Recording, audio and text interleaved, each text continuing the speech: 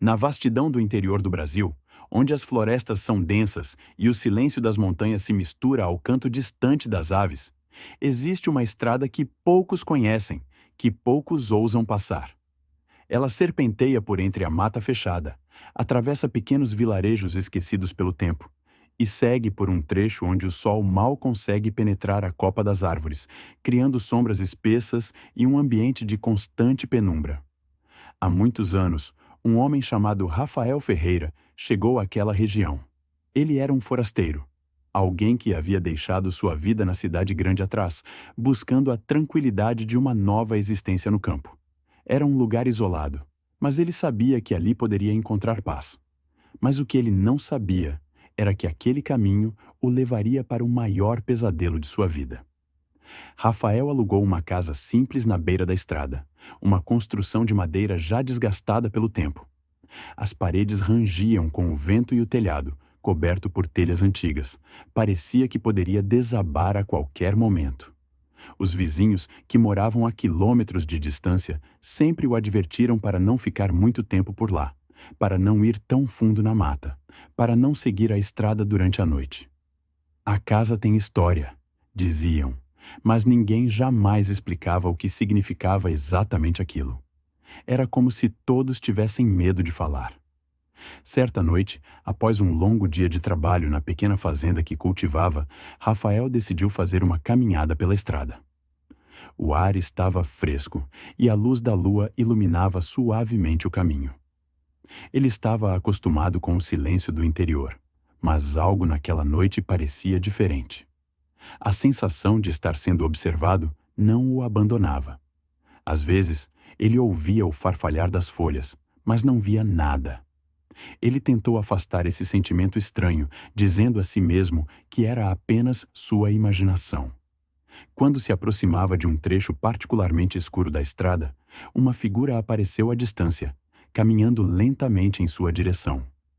Era uma mulher, vestida com um longo vestido branco que flutuava sobre o chão. Seus pés não tocavam o solo, e ela se movia com uma graça sobrenatural. Rafael parou, seus olhos fixos na figura, sentindo uma mistura de fascínio e apreensão. A mulher se aproximou sem fazer barulho, seus olhos negros como carvão refletindo a luz da lua. "Você é novo por aqui", ela disse em uma voz suave, mas que parecia vir de um lugar distante. Rafael, tomado pela curiosidade e pelo desconforto, respondeu: "Sim, sou Rafael. Acabei de chegar." Ela sorriu, mas não era um sorriso que transmitia conforto. Era mais como um sorriso forçado, como se ela estivesse esperando algo dele. "Não deveria ter vindo, Rafael. A casa que você ocupa, ela não é o que parece." Ele franziu a testa, confuso. "O que quer dizer?" A mulher deu um passo para frente, e o vento se levantou de repente, agitando as árvores ao redor. Ela olhou para a estrada, para a mata fechada, e então, em um suspiro, disse: "Há muito tempo, essa estrada era diferente. Era um caminho que levava ao vilarejo de São Benedito. Mas o vilarejo desapareceu, assim como todos os seus habitantes. Uma maldição caiu sobre eles, e nenhum dos moradores jamais foi encontrado. Os que tentaram descobrir o que aconteceu sumiram também. A casa que você ocupa, Rafael, era a casa do médico da aldeia. Ele foi o último a desaparecer." Ela deu uma pausa, observando-o com um olhar penetrante.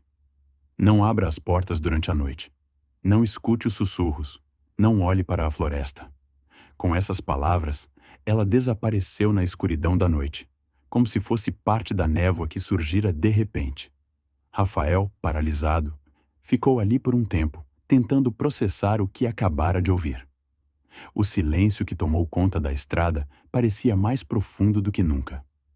Nos dias seguintes, Rafael tentou seguir sua vida como se nada tivesse acontecido, mas algo o incomodava. À noite, ele começava a ouvir sons estranhos vindos da floresta. Um sussurro baixo, quase imperceptível, mas constante, como se alguém estivesse chamando seu nome. Mas quando ele olhava pela janela, não via nada. Uma noite, o som dos sussurros se intensificou, e Rafael, incapaz de resistir à curiosidade, decidiu investigar. Ele pegou uma lanterna e foi até a floresta. O vento frio cortava seu rosto, e a luz da lanterna parecia mais fraca do que nunca, como se algo estivesse tentando apagar a chama. O caminho parecia estar mais denso do que ele se lembrava. E logo ele se perdeu entre as árvores, até que chegou a uma clareira. Ali, ele viu algo que o fez gelar de terror. Uma grande casa, muito maior do que a sua, com uma fachada imponente e portas e janelas fechadas. Mas o mais estranho era que não havia nenhum sinal de vida. A casa parecia estar ali há séculos, apesar de sua aparência intacta. Rafael se aproximou, e ao tocar a porta, ela se abriu com um rangido alto. O som ecoou na noite, e ao entrar, ele sentiu uma presença, como se algo o estivesse observando das sombras. A casa estava vazia, mas havia vestígios de que alguém, ou algo, havia estado ali. Poeira nas prateleiras, móveis antigos cobertos por lençóis brancos, e no ar, uma sensação opressiva que o fazia querer sair dali imediatamente.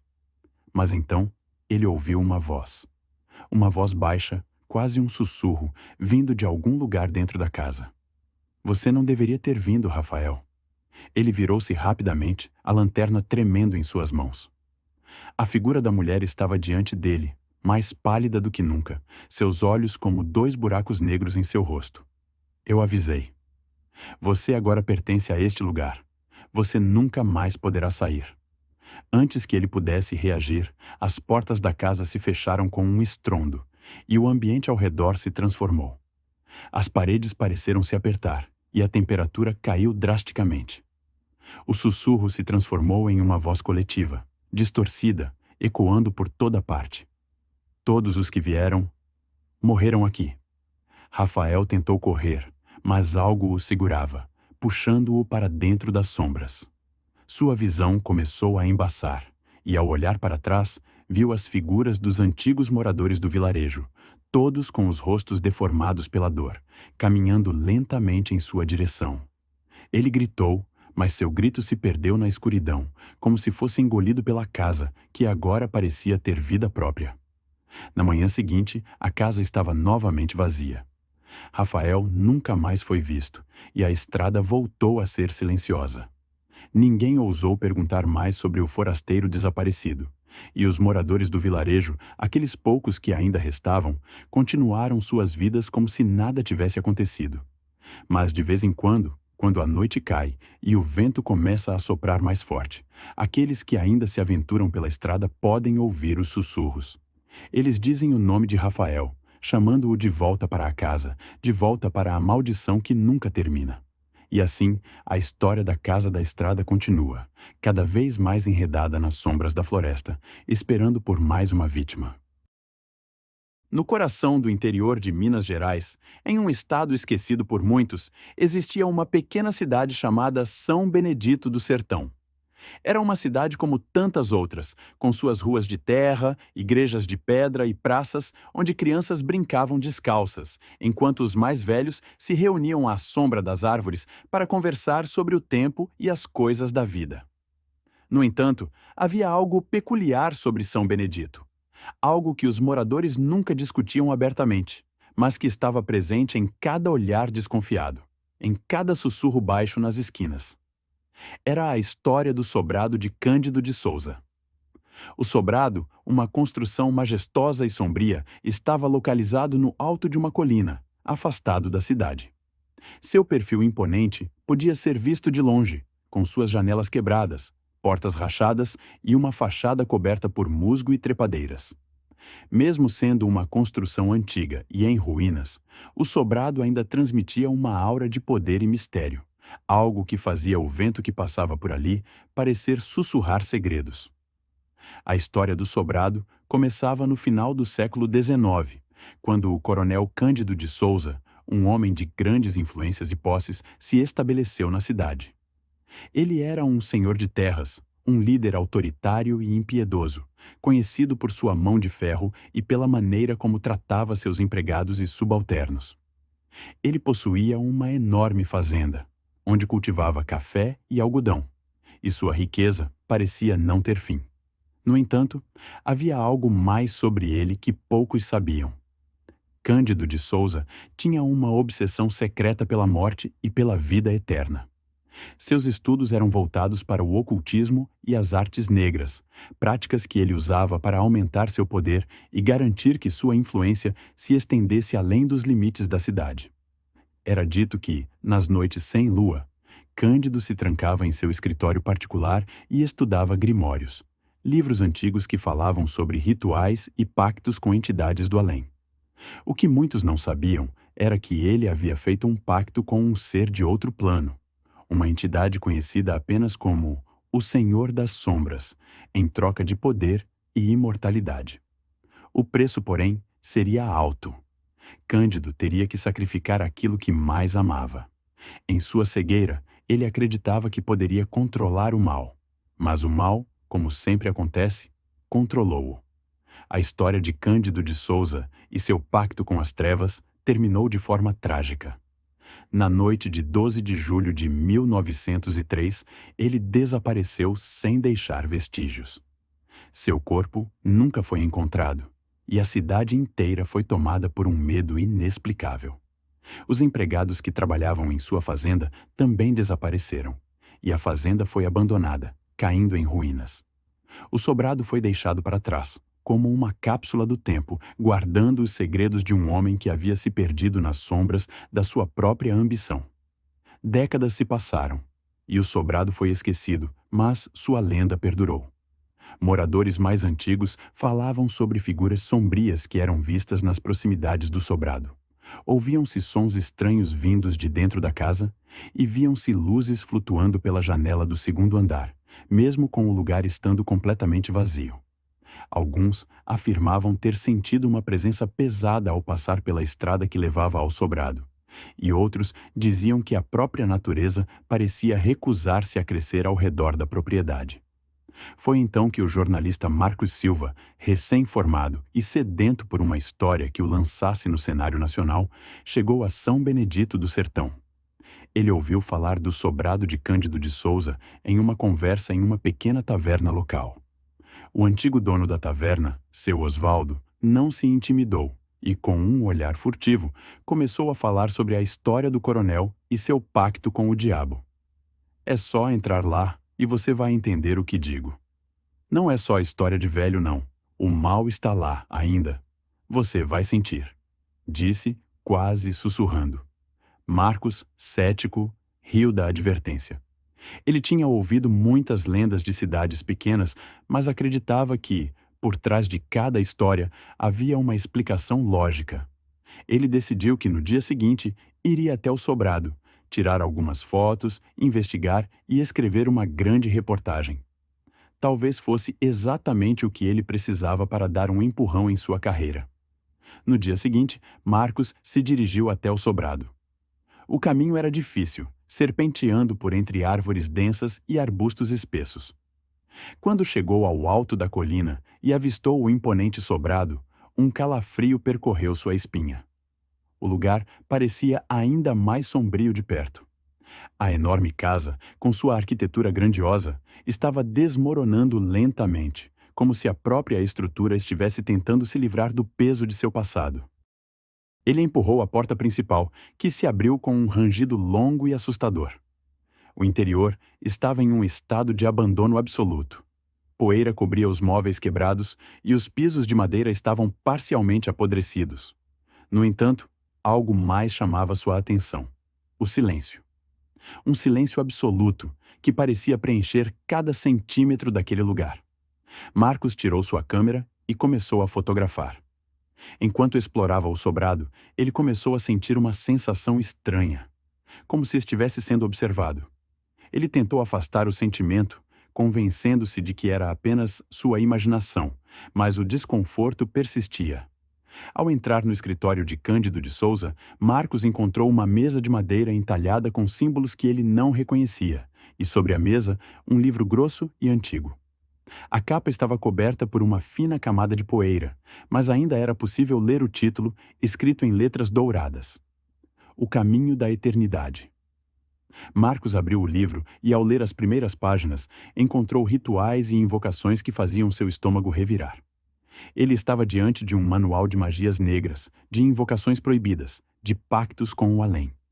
Conforme ele folheava o livro, uma sensação de vertigem tomou conta dele.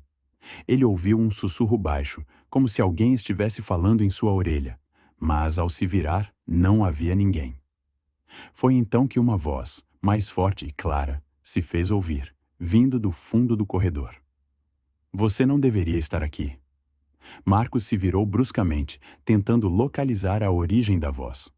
Não havia ninguém visível, mas a presença parecia se intensificar a cada segundo. O ar ficou mais denso e pesado. Ele tentou se acalmar, dizendo a si mesmo que tudo aquilo era fruto de sua mente cética começando a ceder. No entanto, uma dor aguda se formou em sua cabeça, e ele caiu de joelhos no chão, sentindo uma pressão esmagadora. Uma sombra se formou à sua frente, uma figura encapuzada que se aproximou lentamente. Cândido de Souza, você está aqui? Marcos conseguiu sussurrar, sua voz quebrada pela dor e pelo pânico. A figura se aproximou e, debaixo do capuz, apareceu um par de olhos vermelhos, brilhando no escuro. A voz da sombra era profunda e ecoava em sua mente. Sim, estou. E você, jornalista curioso, fez uma escolha ruim ao me procurar. Não há como escapar agora. Marcos tentou levantar-se, mas suas pernas não respondiam. A sombra se aproximou ainda mais e, com um movimento rápido, agarrou sua garganta. O último pensamento de Marcos foi a sensação de que ele havia caído em uma armadilha que ele próprio havia preparado, atraído pela curiosidade insaciável. Antes de desmaiar, ele ouviu a risada baixa e macabra da entidade. Quando os moradores de São Benedito do Sertão encontraram o corpo de Marcos dias depois, ele estava jogado na estrada que levava ao sobrado. Não havia sinais de luta, mas sua expressão era a de puro terror. Seus olhos estavam arregalados, fixos em algo distante, e sua boca estava aberta, como se estivesse tentando gritar, mas sem som. No bolso de sua jaqueta foi encontrado o livro O Caminho da Eternidade, agora coberto por uma camada de poeira e com as páginas manchadas por algo que parecia ser sangue. A lenda do sobrado de Cândido de Souza continuava a viver, mais viva do que nunca. A cidade, que antes já temia o sobrenome Souza, agora evitava qualquer menção ao nome do coronel. O sobrado, como antes, permanecia de pé, suas portas e janelas fechadas. Mas as sombras que habitavam o lugar pareciam mais fortes a cada dia. E assim, a maldição do sobrado de Cândido de Souza passou a ser mais uma história esquecida nas sombras do tempo. Mas quem ousasse desafiar a lenda, como Marcos fizera, sabia que não haveria volta. O sobrado aguardava, paciente, pela próxima vítima. A cidade de Coronel do Campo ficava no interior de Minas Gerais, uma daquelas vilas esquecidas pelo tempo, onde os antigos costumes ainda eram respeitados, e o progresso parecia ter parado na década de 1950. Era uma cidade pequena, com ruas de terra batida, algumas casas de barro e madeira, e uma igreja simples no centro. Não havia grandes atrações turísticas ou qualquer infraestrutura moderna. Mas havia algo ali que a tornava especial, embora poucos quisessem falar sobre isso. Foram as lendas locais que atraíram Maria Clara para a cidade. Ela era jornalista e estava fazendo uma série de reportagens sobre lugares esquecidos e suas histórias. Ouviu sobre Coronel do Campo por meio de um amigo de infância que havia passado por lá em uma viagem a trabalho. Ele contou sobre um mistério envolvendo a família de um antigo coronel da região, que nunca tinha sido completamente esclarecido. Intrigada, Maria Clara decidiu fazer uma visita para investigar por conta própria. Quando chegou à cidade, percebeu que as lendas não estavam exagerando. A atmosfera era densa, carregada de uma sensação de desconforto. A vila parecia estar congelada no tempo, como se as pessoas que ali morassem estivessem presas em uma rotina que não mudava há gerações. Os moradores eram reservados e falavam pouco com estranhos. Quando mencionava o nome do coronel, a maioria evitava o assunto, mudando de conversa rapidamente. Após alguns dias tentando conversar com os moradores mais antigos, Maria Clara descobriu que a história estava ligada ao antigo coronel José Ribeiro de Castro, um homem poderoso e cruel, que governava a região com mão de ferro no final do século XIX e início do século XX. Ele tinha uma grande fazenda e muitos empregados, mas seu império foi destruído por um trágico evento. Naquela época, a cidade era conhecida como um lugar próspero, mas também perigoso. Coronel José era temido por sua crueldade com os empregados, seus métodos de punição e suas relações misteriosas com práticas ocultas. A lenda dizia que ele havia feito um pacto com forças sobrenaturais para garantir o controle absoluto sobre a região, e que isso teria levado à queda de sua família e à desgraça de sua fazenda. Maria Clara ficou obcecada por essa história e resolveu investigar mais a fundo.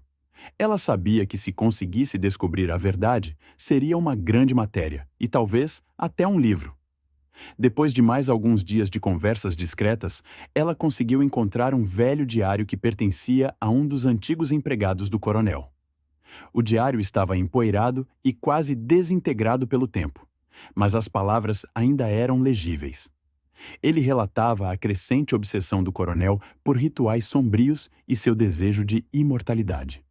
A cada página, Maria Clara sentia o peso da história se tornando mais denso. O coronel, segundo o diário, começou a fazer sacrifícios humanos para tentar garantir sua imortalidade e seu poder. Ele contratou feiticeiros e curandeiros de várias partes do Brasil, realizando rituais durante as noites escuras, com o objetivo de se conectar com entidades do além. No entanto, os rituais começaram a dar errado.